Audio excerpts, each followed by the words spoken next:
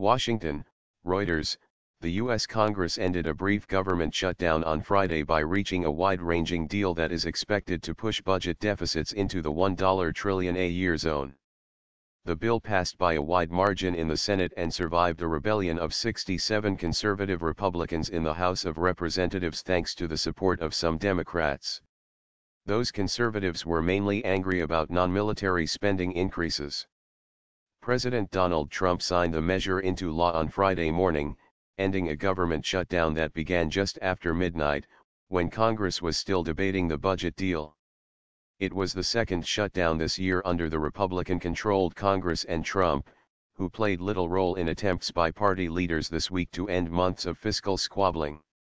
The deal is the fifth temporary government funding measure for the fiscal year that began October 1 and replenishes federal coffers until March 23, giving lawmakers more time to write a full-year budget. It also extends the U.S. government a Euro trademark's borrowing authority until March 2019, sparing Washington politicians difficult votes on debt and deficits until after midterm congressional elections in November. Once known as the party of fiscal conservatives, the Republicans and Trump are now quickly expanding the U.S. budget deficit and its $20 trillion national debt. Their sweeping tax overhaul bill approved in December will add an estimated $1.5 trillion to the national debt over 10 years. Nearly $300 billion in new spending included in the bill approved on Friday will ensure the annual budget deficit will exceed $1 trillion in 2019, said the Committee for a Responsible Federal Budget, a private fiscal policy watchdog group in Washington. Friday, a Euro trademark's budget deal allows for $165 billion in additional defense spending over 2 years that will help Trump deliver on his promise to rebuild the military. That won over many Republicans, but some were still furious over the $131 billion extra made available for non-military spending, including health and infrastructure. None of the added spending will be offset by budget savings elsewhere or revenue increases, relying instead on government borrowing. There also is no offset reduction for nearly $90 billion in new disaster aid for U.S. states and territories ravaged by hurricanes or wildfires. Pressure on markets. The brief shutdown in Washington came at a sensitive time for financial markets. Stocks plunged on Thursday on heavy volume, throwing off course a nearly 9-year bull run. The S&P 500 slumped 3.8%.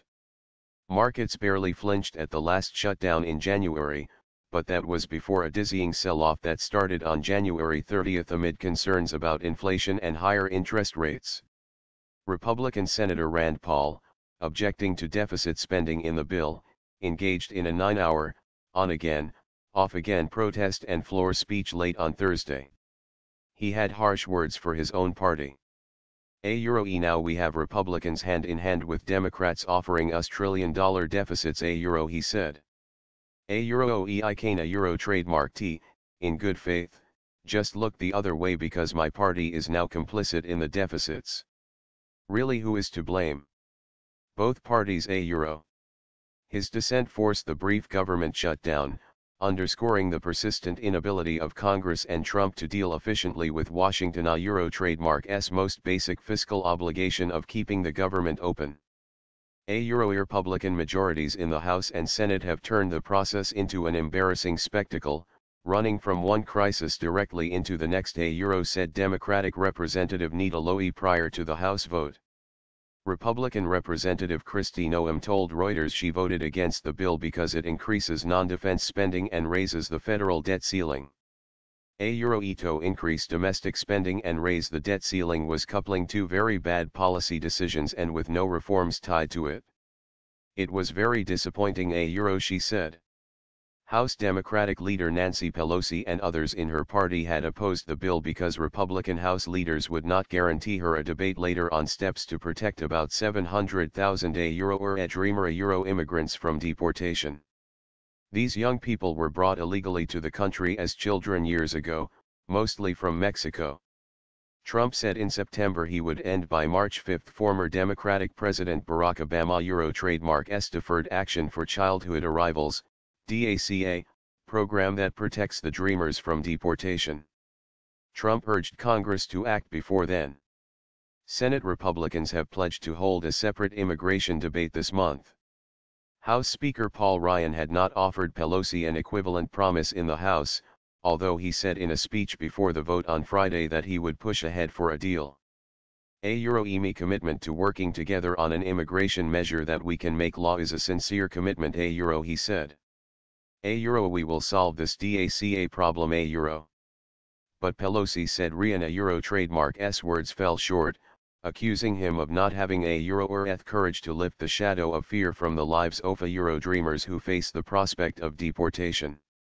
Minutes after midnight, when the short-lived shutdown began, the U.S. Office of Personnel Management sent a notice to millions of federal employees telling them to check with their agencies on whether they should report to work on Friday.